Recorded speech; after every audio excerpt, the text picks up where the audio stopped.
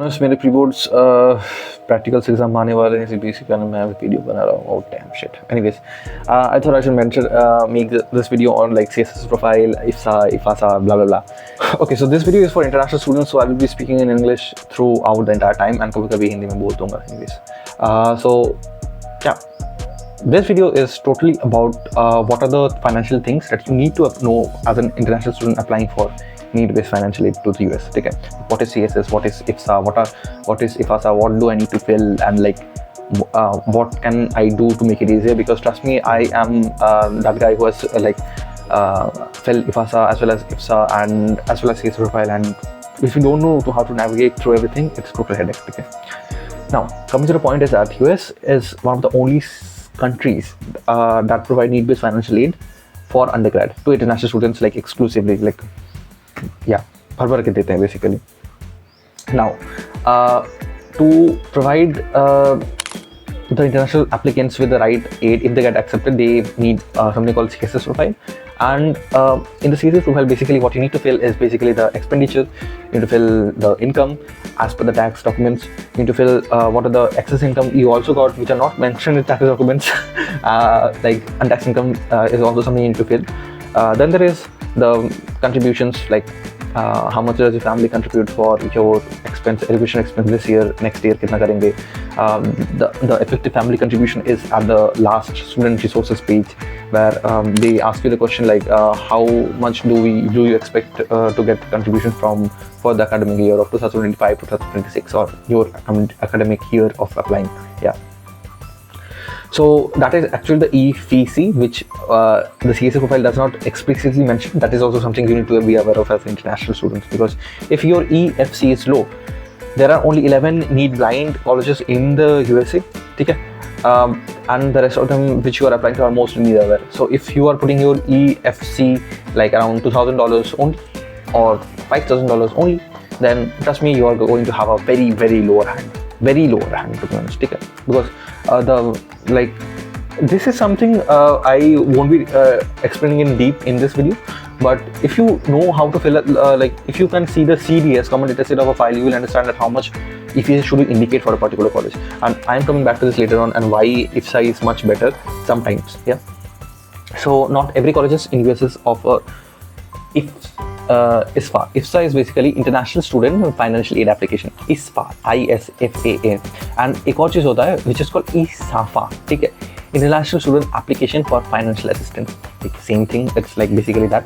Now, what you need to fill ISFAA. ISFAA is basically like you have to fill in the details like student information, expected visa type, the normal thing, address of parents information. Family member listing is something you have to write the full name of your family member, age, educational information, blah blah blah, for this year as well as the next year. Okay. In the CSS Profile now, there is a thing which a major doubt among all international students is that what tax form should I submit? Like you don't submit any tax form in the CSS Profile. After you have completed the CSS Profile, you submit the CSS Profile to various colleges, and then IDOC.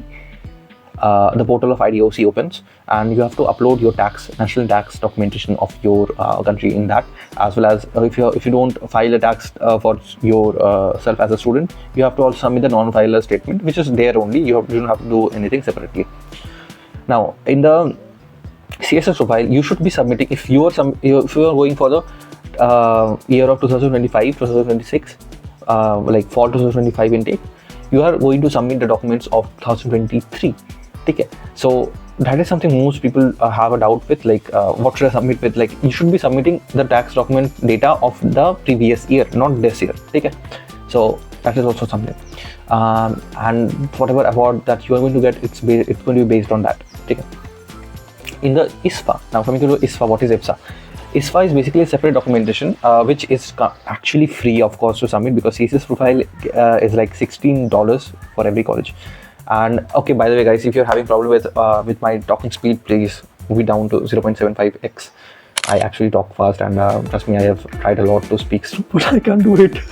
But yeah, you get it. I'm sorry. Anyways, coming to the point, the ISFAA is basically free to submit. You just have to like upload it to the applicants portal of your college. Yeah. And secondly in the ISFA, in the ISFA you have to mention things like financial information during 2023, how much of your household income came from following sources, and most of the times you have to submit in USD. Okay, so this is something. Then there is something called asset information, like does your family own a home, what is it, like mortgage payment, blah blah blah, do you have anything like savings, investments, others, blah blah blah. Then if you have any kind of money, property or assets in any other country, then you can also mention that. Yeah. And lastly, automobile thing is also there. And lastly expenses. Section E is basically expenses, and every college generally has a different generally have the same ISFA, but like it's basically the difference with the college logo in the ISFA document. And in the section F is the main thing, expected support for educational expenses, because this is something where colleges look very deeply into. Okay. This is where you will be inputting the expenses, and section G is where you are going to write the special circumstances, and lastly the certification, like signature, e-signature. In the special circumstances things, you have to mention if there are anything. By the way, guys, if you are if you are having troubles with navigating through the ISFAA CSS or anything, you can use this GPT I've made. It's free to use, and it's called Financial Aid Mentor. You can go through this link, and yeah, that's all. So it's just for helping you guys, and yeah, that's all. Now coming back to the point, what is ISAFA? ISAFA is basically like the same thing. It's basically the same thing, guys. It's just a different format of documents. It's going to ask you the same exact questions. One important thing which I can see as a difference is that it will be asking you if you are going to stay on campus and on off campus. That is the only separate thing.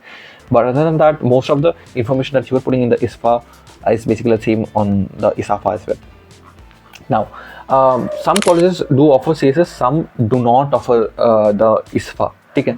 So in that case, you can go for CSS. It's going to save you a lot of time, as well as yes, time is the only thing that it will save. If you are going to submit the ISFA, you can adjust the the effective family contribution for specific colleges, and this is where it is going to be very vital for you. Okay. Because for example, in let's say you're applying to Dartmouth. Dartmouth is a need blind college, right? So but in your CSS profile, you have put in an EPC of like $20,000, right? If you get accepted to Dartmouth with that CSS profile, you are going to get scholarships. Let's just say that Dartmouth's cost of attendance is like 80,000. Yeah. So you are going to get a scholarship of 60,000 only, or a little bit more. Yeah. But if you are submitting ISFA, take it, and you are not going to require, it's not required to submit the CSS if you are submitting the ISFA. If you are submitting the ISFA for Dartmouth with an EPC of just like $1,000 even, and if you get accepted, Dartmouth will be paying you $79,000 and even more, a little bit. It's almost a full ride.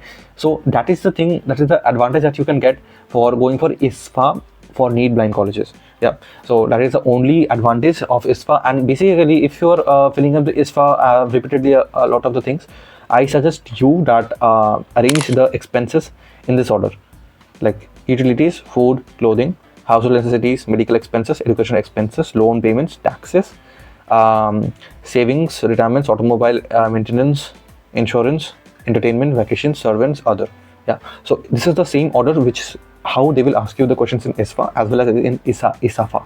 Yeah, and also mention make 3 columns. One is the expenses, amount in your currency, and next amount in USD. So some colleges are going to take the amount in your in your country currency, and some will take in USD. Yep. So that's why it's going to help you in that way.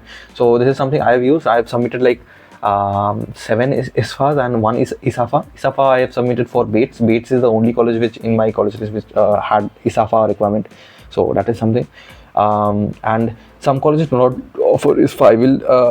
I will link this Excel sheet if possible, so you can see which colleges have their own financial aid system. Like Princeton have their own financial aid system, Pitzer as well. Some only work with the declaration, like U Richmond, and some even require certificate of finances like Vassar College or University of Chicago. So in those cases, be prepared with filling up the things. And if you're wondering कि कैसे fill करना है, you can use a PDF online PDF editor, and that's it basically. Yes, you have to like copy paste a lot, that is like it's going to take your time. But yeah, like filling up one ISFAA is going, it basically cost took me like 30 minutes because I have to copy paste a lot and that kind of thing happens. So be prepared for that. And I guess that's all.